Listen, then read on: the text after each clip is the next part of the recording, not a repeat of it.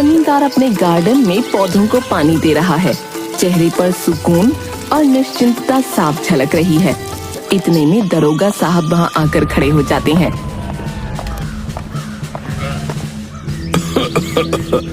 अरे जमींदार साहब, अरे माफ कीजिएगा, ये पौधे पौधे छोड़िए। अरे यहाँ तो लोग अपनी जेबों पे पानी देकर चले जा रहे हैं।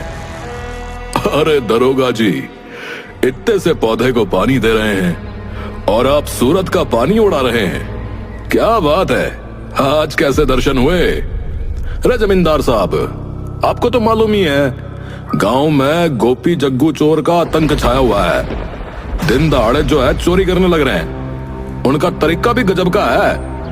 हर बार जो है नया तरीका निकालते हैं चोरी करने का। चोरी करते हैं और किसी को जो है खबर तक नहीं लगती जी। अरे दरोगा जी, चोरी भी कोई कला है जो इतना सिर खपाया जाए। हमें तो लगता है आप अपने काम में भी थोड़ा हंसी मजाक मिला लिया करें। अरे ये मजाक की बात ना है जमींदार साहब, मनने लाग रहा है कि आपको ही रात में चोरी का मजा चखाना पड़ेगा, समझे? अरे दरोगा जी, गोपी जग्गू को लेकर इतनी टेंशन मत लीजिए। ये चोर मेरे सामने आएंगे तो खुद ही रोटी बनाने लगेंगे।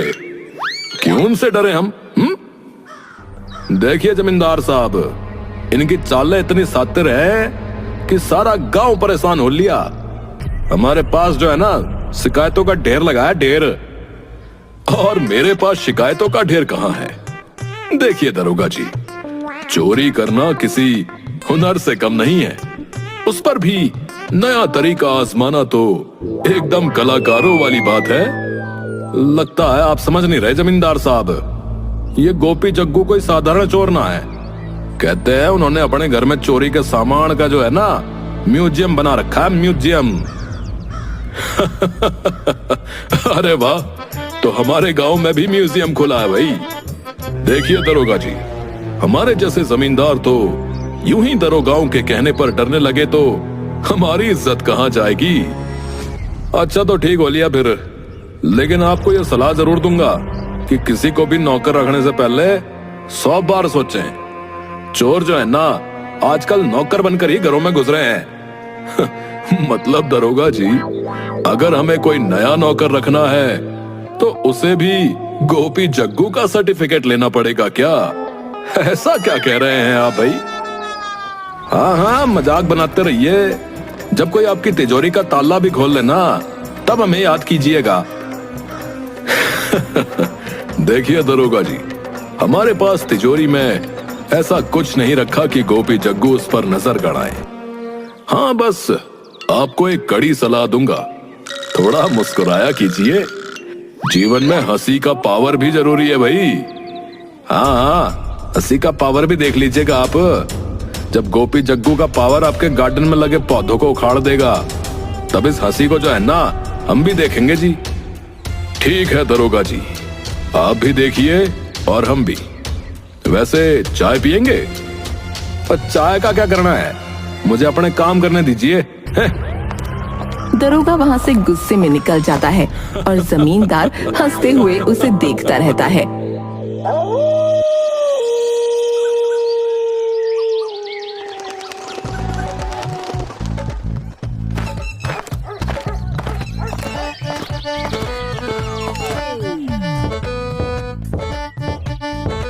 सुबह सुबह कौन आ गया? लगता है दरोगा जी फिर किसी और चेतावनी के साथ आए हैं। जमींदार दरवाजा खोलता है। सामने 2 युवक खड़े हैं, एक स्मार्ट और आत्मविश्वास भरे अंदाज में, दूसरा थोड़ा मासूम और डरपोक सा। नमस्ते जमींदार साहब, हम नए मेहमान हैं। कौन हो तुम लोग? ए परिचय करवाते हैं साहब, मेरा नाम है गोपी और ये मेरा साथी। जी जी जग्गू। अरे तुम दोनों ही वो गोपी जग्गू हो जिनके नाम से दरोगा साहब की जान हलक में अटकी रहती है, जिनके किस्से दरोगा जी कल सुना कर गए हैं? वो सब पुरानी बातें हैं साहब, अब तो हम सुधरना चाहते हैं। जी साहब, कोई हमें सुधरने का मौका ही नहीं दे रहा है। अच्छा, बड़ा मासूम बनने की कोशिश कर रहे हो? तुम लोगों की ये मासूमियत की एक्टिंग दरोगा के सामने नहीं चलती। जमींदार साहब, पूरे गांव में आप ही तो हैं जिनकी हम इज्जत करते। बस आपको ही अपना मसीहा मानकर यहाँ आए।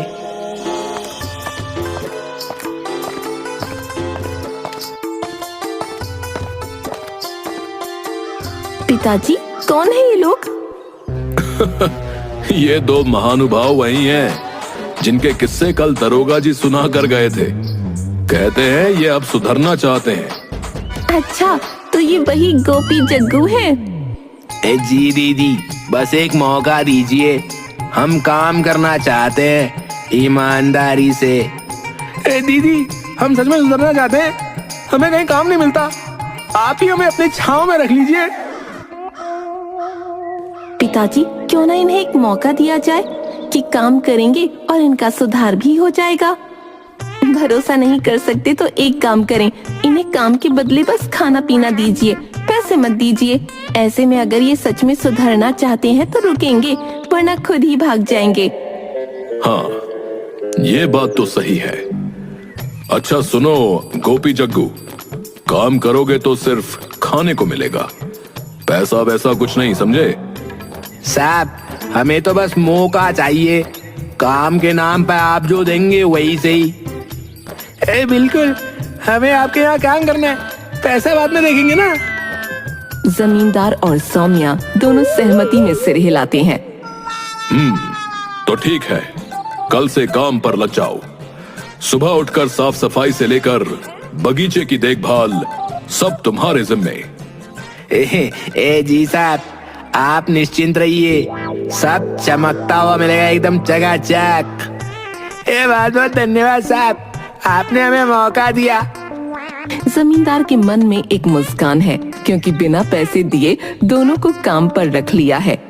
गोपी जग्गू एक दूसरे की ओर देखकर मुस्कुराते हैं और अंदर जाते हैं। गांव के चौपाल पर मुखिया जी और उसकी पत्नी बिंदिया बैठे हैं। बिंदिया उत्साह में मुखिया को बताती है, सुनो जी, आपको पता है जमींदार ने वो मशहूर गोपी जग्गू चोरों को अपनी हवेली में नौकर रख लिया है। चुप कर बिंदिया, बड़ी बड़ी बातें हैं बड़े बड़े लोगों के बीच, तू चपड़ चपड़ बंद कर। हाँ हाँ, बड़े लोग हैं, लेकिन चोरों को नौकर रखना बड़ी अजीब बात है। कौन समझाए जमींदार को?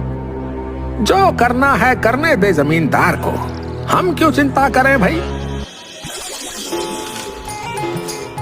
वाह गोपी जग्गू, तुम लोगों का काम करने का ढंग तो गजब का है। इतने लगन से काम करते हो जैसे गुलाम हो मेरे। साहब, आपके कहने पे जान भी हाजिर है, हम दोनों आपके गुलाम ही तो है।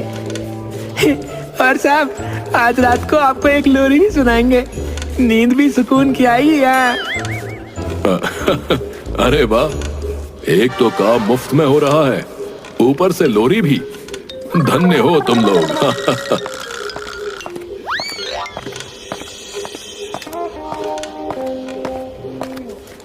अरे बिटिया, सच में तूने तो कमाल कर दिया। तेरी वजह से ये दो लोग मेरे घर का सारा काम मुफ्त में कर रहे हैं। पिताजी, मैंने आपको पहले ही बताया था कि मेरे दिमाग का कोई जवाब नहीं। कॉलेज में जब सब मेरे दिमाग के कायल हैं, क्या पता एक दिन मैं आइंस्टाइन की जगह ले लूं। हाँ हाँ, क्यों नहीं, एक दिन तू जरूर आइंस्टीन से भी बड़ी बनेगी। जमींदार हवेली के बाहर निकलकर खुद से बातें करने लगता है। मेरी बेटी का दिमाग सच में बहुत तेज है, कल आइंस्टीन की जगह उसकी तस्वीर होगी। उसी समय मुखिया वहाँ आ जाता है और जमींदार की बात सुनकर ठिठक जाता है। अरे जमींदार साहब, आप ये क्या बड़बड़ा रहे हैं? बेटी की तस्वीर आइंस्टीन की जगह? हाँ मुखिया जी, मेरी बेटी के दिमाग की जितनी तारीफ करूं उतनी कम है। वही तो है जिसने ये गोपी जग्गू को सुधरने का मौका दिया। अब मुफ्त में सारा काम हो रहा है। जमींदार साहब, कुछ समझिए, आपने चोरों को नौकर रख लिया है, ये सही नहीं है। कहीं वो आपसे कोई चाल तो नहीं चल रहे? अरे मुखिया जी, आप भी ना, बड़े लोग बड़े दिल वाले होते हैं, मुझे उन पर पूरा भरोसा है।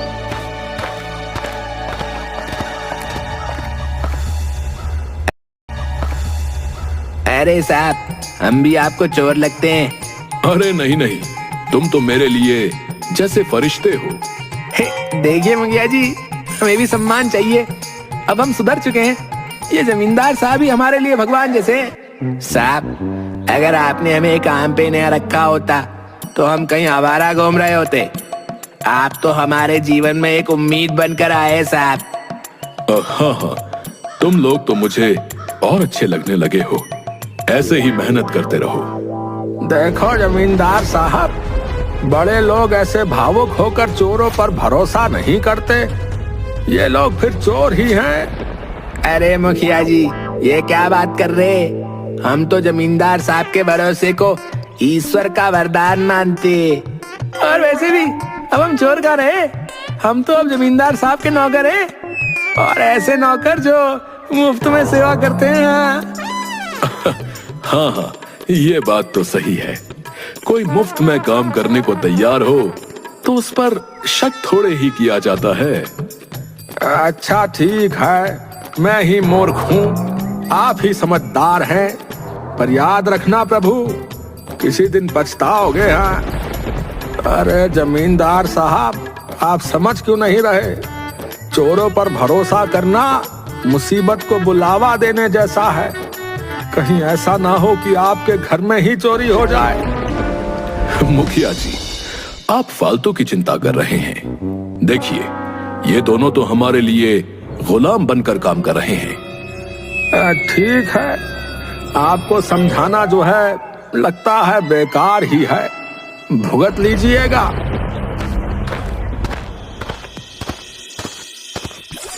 जमींदार के कमरे में एक जग्गू उनके पैर दबा रहे हैं। तभी बिंदिया कमरे में प्रवेश करती है। अरे ओ जमींदार, तो क्या कर रहा है? दो चोरों को अपने घर पर नौकर बना लिया। अरे बिंदिया बहन, ये दोनों बहुत अच्छे लोग हैं, अब सुधर गए हैं, बहुत मेहनती हैं। बस काम में हाथ बटाने के लिए इन्हें रखा है। ओ भाई, मेहनत तो कर रहे होंगे, पर याद रखो ये चोर हैं, एक दिन तुझे भी उड़ा लेंगे।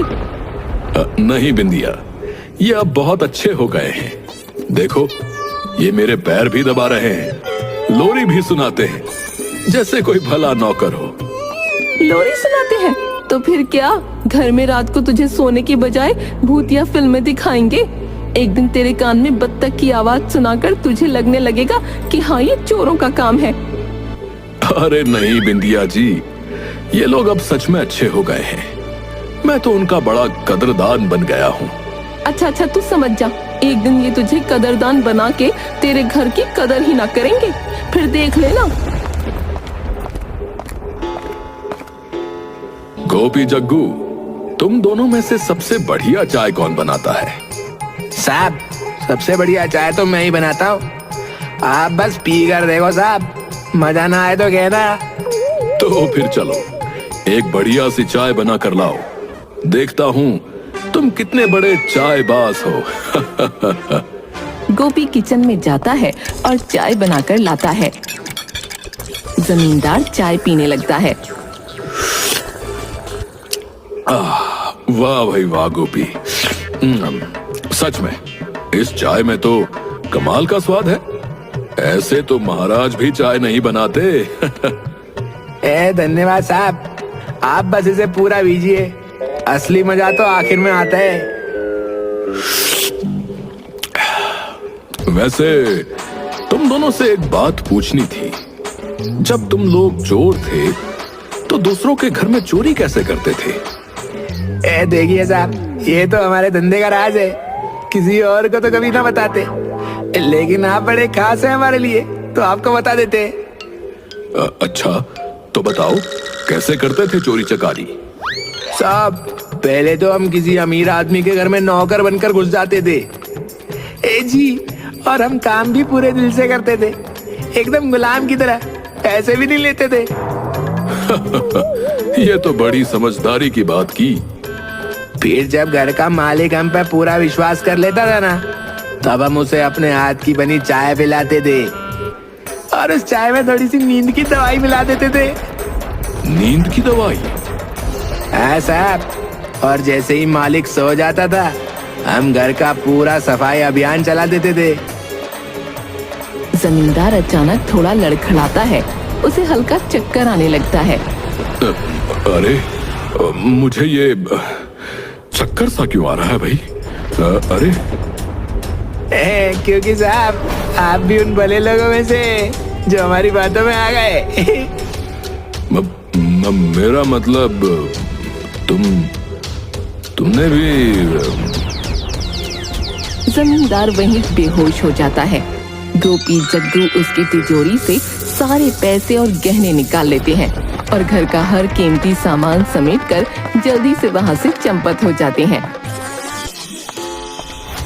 सौम्या घर आती है और चारों ओर बिखरा सामान देखकर चौंक जाती है।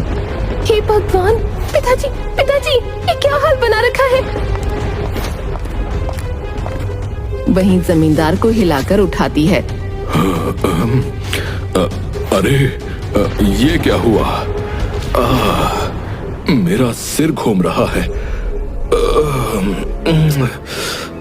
अरे वो गोपी जग्गू सब लूट कर चले गए।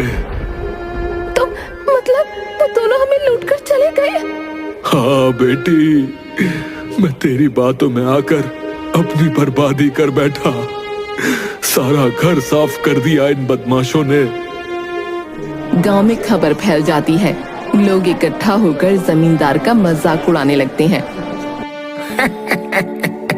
अरे वाह, सुना है जमींदार साहब ने चोरों को नौकरी देकर अपनी ही हवेली साफ करवा ली भाई, है? ये तो होना ही था। ये होती है असली समझदारी, दूसरों को समझदार समझना और खुद का घर साफ करवा लेना।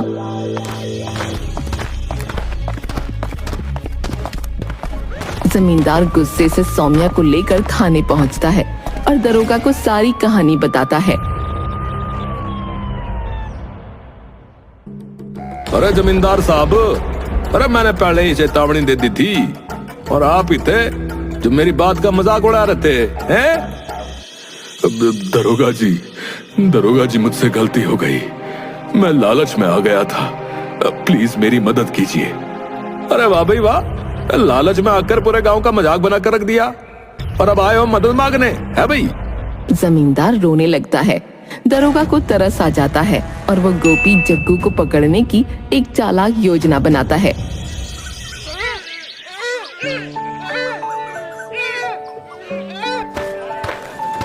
अगले दिन दरोगा एक भेष बदलकर गुप्त रूप से गांव में घूमता है। उसी समय गोपी जग्गू किसी और घर को लूटने का प्लान बना रहे थे। दरोगा उनकी बातें सुन लेता है और उनके पास जाकर अपना परिचय छुपाकर बोलता है। अरे भाई लोगों, लगता है तुम दोनों का धंधा तो जोरदार चल रहा है। अरे बस, हम हैं ही इतने होशियार। एक बार घर में घुस गए तो बाहर निकलते सिर्फ तिजोरी लेकर हैं। और हाँ, हमारे जैसे चालाक चोरों को पकड़ना जो है ना, किसी के बस की बात नहीं है। अरे क्या बात है? पर भाई, कभी अपने जैसे स्मार्ट बंदों के साथ मुकाबला किया है? अरे कोई हमारे जैसा आया ही नहीं। दरोगा भी हमारे सामने पानी भरता है, पानी। तो लीजिए फिर, दरोगा आ ही लिया। अब चलिए तिजोरी समेत थाने, चलो। दरोगा गोपी जग्गू को रंगे हाथों पकड़ लेता है और हवेली से चुराया सारा सामान वापस जमींदार को लौटाता है। जमींदार खुशी से चहक रहा है। वाह दरोगा जी, आपने तो मेरा पूरा धन वापस दिलवा दिया। धन्य हो आप। अरे साहब, अब तो संभल कर रहिएगा और इस बार चोरों को नौकर बनाने का ख्याल मत लाइएगा, समझे? अब जिंदगी में कभी किसी चोर से दोस्ती नहीं करूंगा। गांव वाले हंसते हैं और मुखिया अपनी पत्नी के साथ ठहाके लगाते हैं। जमींदार साहब, क्या बात है? अच्छा हुआ कि समझ में आ गया कि चोरों को नौकर बनाना अच्छा नहीं होता है। चलिए, अब आपको कोई और मशहूर चोर मिल जाए तो हमें भी बताइएगा। इस बार हम भी ताली बजाएंगे। जमींदार गांव वालों की हंसी को सहन करता है और लाजवाब होकर धीरे से अपनी बेटी की तरफ देखता है। सौम्या भी हंसते हुए अपनी गलती मान लेती है।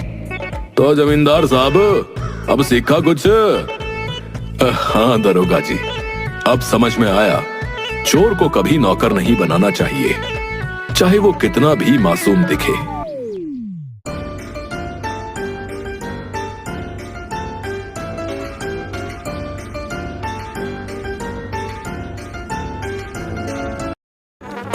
अब जिंदगी में कभी किसी चोर से दोस्ती नहीं करूंगा। गांव वाले हंसते हैं और मुखिया अपनी पत्नी के साथ ठहाके लगाते हैं। जमींदार साहब, क्या बात है? अच्छा हुआ कि समझ में आ गया कि चोरों को नौकर बनाना अच्छा नहीं होता है। चलिए, अब आपको कोई और मशहूर चोर मिल जाए तो हमें भी बताइएगा। इस बार हम भी ताली बजाएंगे। जमींदार गांव वालों की हंसी को सहन करता है और लाजवाब होकर धीरे से अपनी बेटी की तरफ देखता है। सौम्या भी हंसते हुए अपनी गलती मान लेती है। तो जमींदार साहब, अब सीखा कुछ? हाँ दरोगा जी, अब समझ में आया। चोर को कभी नौकर नहीं बनाना चाहिए, चाहे वो कितना भी मासूम दिखे।